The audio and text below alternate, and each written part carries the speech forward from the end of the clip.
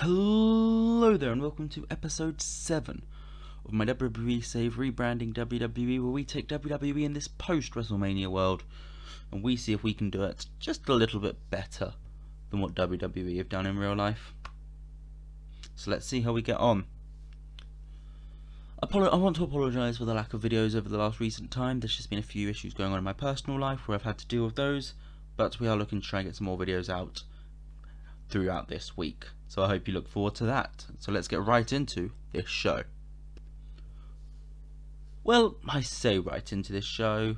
That's not entirely true. We've got to find out where we're having today's show, and it is in Indiana, not Illinois. Don't know why this one's randomly put as Illinois, but we're in Anderson, Indiana, in the high school wigwam. It's got an 8,900 capacity. That's a high school. What are you guys doing over there? That's ridiculous. A high school does not need that much capacity. Well, anyway, let's get into the show now, this time for real. And we kick things off with our commentators. Welcoming you to Monday Night Raw, of course, it's Jimmy Smith, Corey Graves and Byron Saxton. And boy, does this just tell me we need a better lead commentator, because Jimmy Smith is awful, and to be honest, he's not much better in real life either, to be honest. Although I haven't actually watched Raw in a long time, because they genuinely cannot keep my interest for 3 hours. I could not do that. 31 rating is a terrible start. Jimmy Smith is terrible on the mic. So, yay, great start. And we kick things off with Cody Rhodes and AJ Styles challenging Seth Rollins and Kevin Owens for a match in the main event tonight, after, of course, Rollins and Owens got involved in their match last week. Don't know why I said weekend. Sorry about that.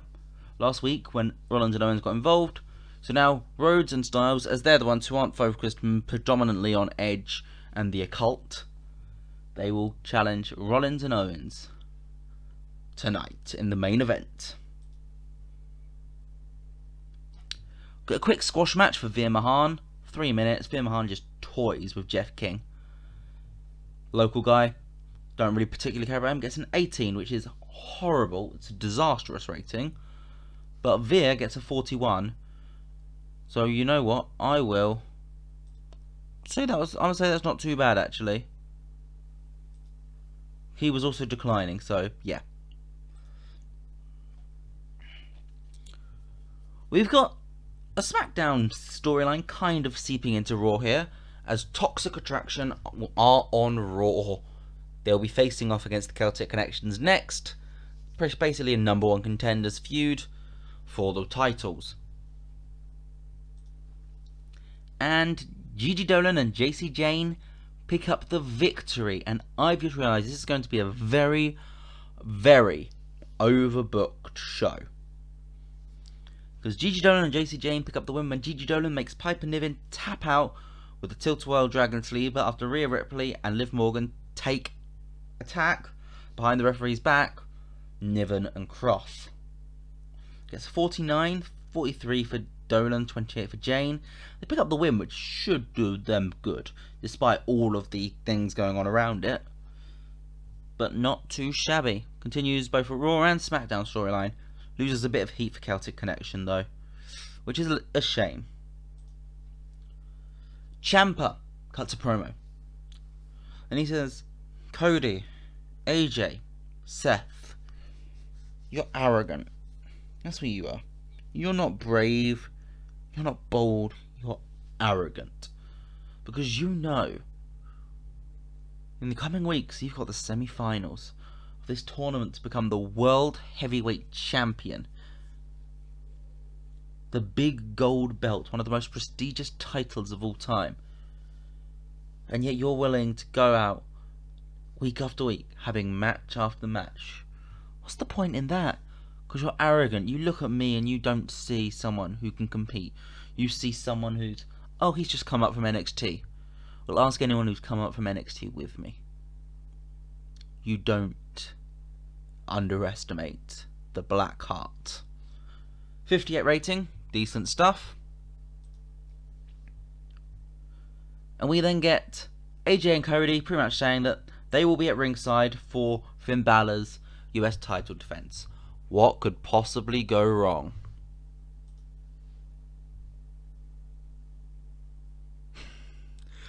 That's good. What could possibly go wrong? In a good heat, decent wrestling match, Finn Balor draws with Mustafa Ali in 1639 after the match goes into chaos with Edge, Priest, Owens, Rollins, Rhodes and Styles all getting involved one way or another. Loses a bit of heat in the New World Champion and Demonic vs. Cultic storyline, but it continues both of them. It was an overbooked clusterfuck. This show's going to have a few of those, and I think I should have spread them out more. But to be fair, it's very rare that I book overbooked stuff. To have them all in one probably highlights it even more, actually. It's not like we're doing Russo era booking. 55 rating. Then Adam Pearce confirms backstage that the semi-finals will be next week. Cody Rhodes vs. AJ Styles and Tommaso Ciampa versus Seth Rollins. 52 rating, because, you know, Pearce isn't the best promo. We probably eventually want to get a new GM with someone who's a much better promo. But we're stuck with Pearce for now. 52 rating. Vince McMahon and Austin Theory sit down backstage, and Vince is giving Austin advice. He's giving him tips from what Vince has learned from his years in the wrestling industry. And trust me, if Vince is giving you tips, you've already succeeded, because you've already kissed up enough. And the match comes when Bron Breakker defeats Apollo Crews 9 minutes with a Gorilla Press Power Slam. Breakker being Benefit of the Month. Continue stuff. Triple H is good at ringside. Breakker gets a 45. That's going to keep going up as he gets more popular, which is great news. 49 overall. And it's after the match where Austin Theory jumps Bron Breakker.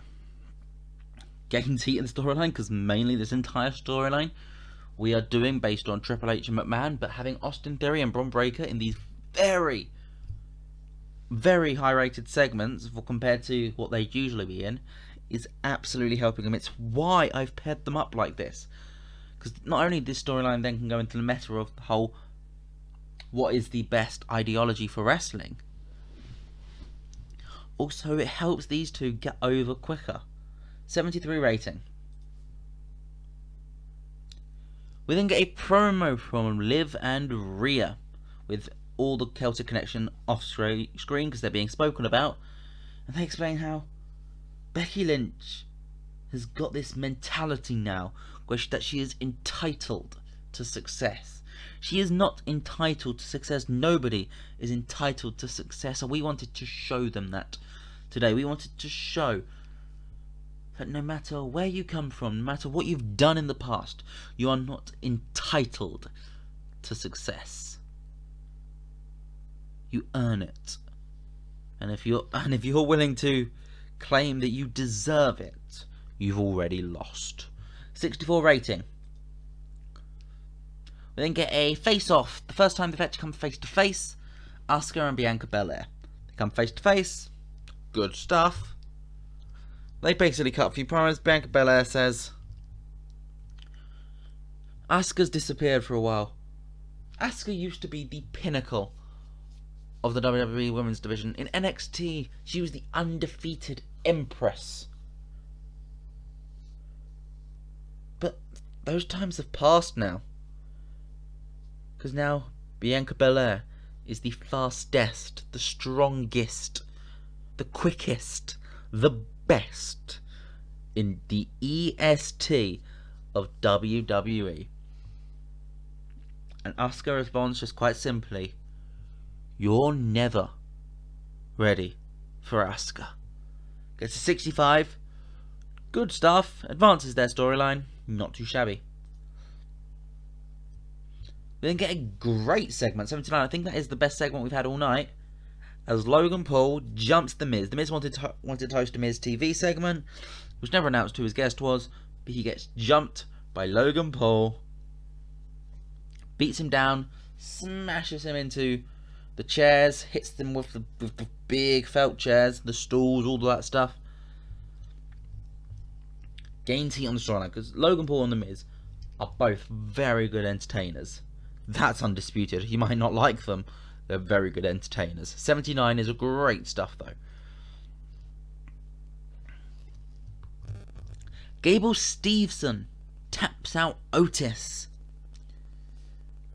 No submission. Submission doesn't even have a name, because it's this crazy thing that he's created to make, which looks painful. And Otis taps out, and they have great chemistry. And you know what? Good on them. Good on them for having great chemistry. 52 for Steveson, 57 for Otis. Well, that's worrying. If Otis is outperforming Steveson, even with great chemistry, that tells me Steveson is not going to get far in this save. No offense to Otis. 56 rating though. But after the match, Chad Gable jumps into the ring and attempts to take down Gable Steveson. Fails miserably. He gets taken down, belly to belly.